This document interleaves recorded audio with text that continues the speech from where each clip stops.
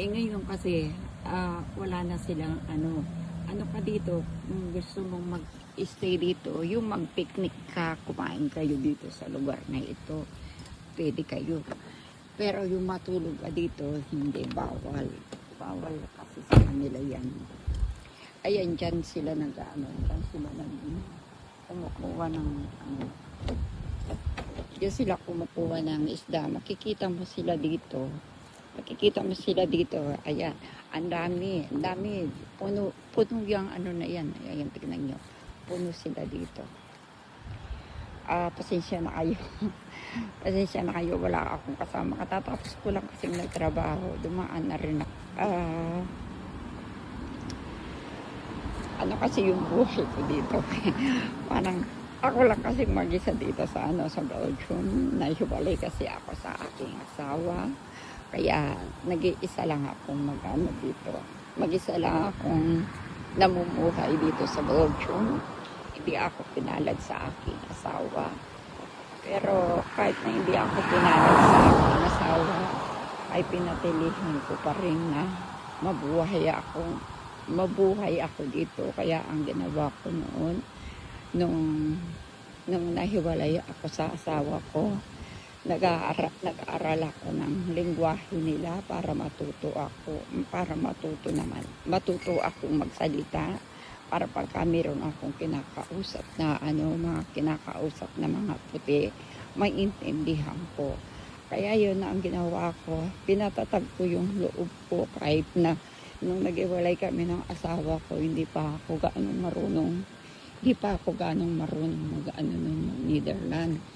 Kaya lang yun, pinatatag ko yung loob ko, kasi kung magpapatatag ka sa loob, ay kung hindi ka magpapatatag ng loob, walang mangyayari sa iyo. Kaya yung nung madidivorce na ako noon, tinanong ako ng gobyerno noon kung pagka daw na-divorce ako, uuwi daw ako sa Pilipinas.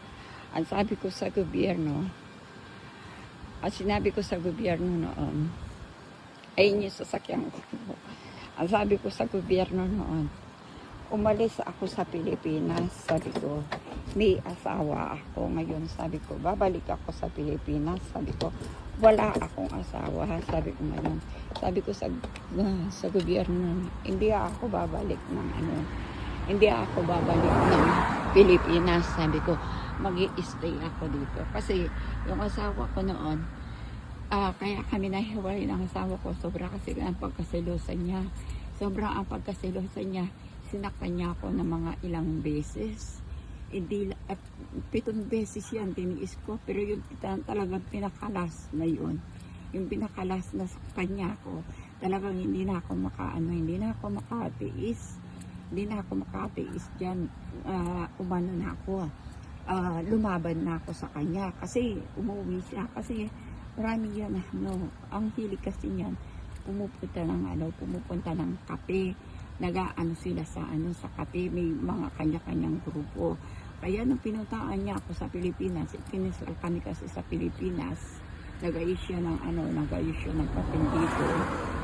Tapos ako rin nag-ayos din ako ng papel doon. Tapos nung na-complete na yung mga papel niya, pumunta siya sa Pilipinas. Tapos yung papel namin, pinasok namin sa Belgium Embassy. Sa Belgium Embassy, nakatunayan kami, nagpapaalam kami sa Belgium Embassy na kami ay ikakasal sa Pilipinas.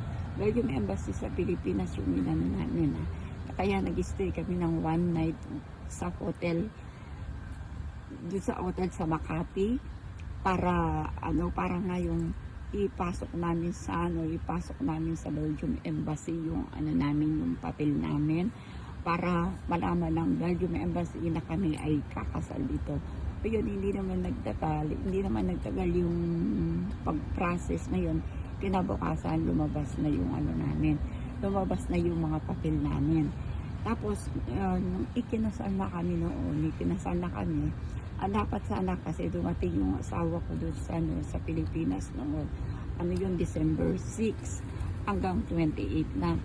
Ngayon, nung pinasok namin yung papel namin, kasi ang sabi ko noon, ang sabi sa amin ng munisipyo, dapat ikakasal namin yung papel. Kasi siya ayaw mo paingay, nandito ako sa labas. Ikakasal kami January 2002. Tapos sabi ko sa munisipyo, hindi kami pwedeng ikasal. Kasi sabi ko, aalis na siya, babalik na siya ng Belgium sa December 28. Sabi ko gano'n. O yun, in-adjust nila. Kaya ikinasal kami noon, December 22, 2001. Tapos, pagkatapos kami ikinasal noon, after 2 months, pumunta na ako dito sa Belgium. Napaka-easy lang nung kapanauunan ko na ako ang pumunta dito. Yung mga interview nila sa akin, nung kinuha ko yung visa ko, inano lang nila sa akin kung kailan ako ikinasal, at saka yun lang na tinanong nila sa akin. O tapos after 3 days, lumabas na yung visa ko. O yun, pumunta na kami. Umalis ako sa Pilipinas 2002, February 20. Sakto pa ng birthday ng asawa ko noon nung nakarating ako dito sa Belgium. O yun, kaya lang yung asawa ko, lasinggero siya, kaya hindi kami nagkaunawaan, at saka sobra niyang pagkasiloso. Sobra siya napakasiloso. May makontrol ako sa kanya. Ayaw niya ako nakikipag-usap sa mga Pilipina. Kasi meron siyang naging experience sa mga Pilipina ay bilang isang linoko lang siya. Kaya yung ano niya, parang wala siyang tiwala sa akin. Yung sama ng loob niya dun sa Pilipina, niloko sa kanya, sa akin niya binubugtong. Wala naman ako kasalanan. Mahaba itong kwento ko na ito, kaya hindi ko kwento sa inyo lahat. Pag ako, may ipaparto ko pa ito, at saka part 3, maabang kwento kasi.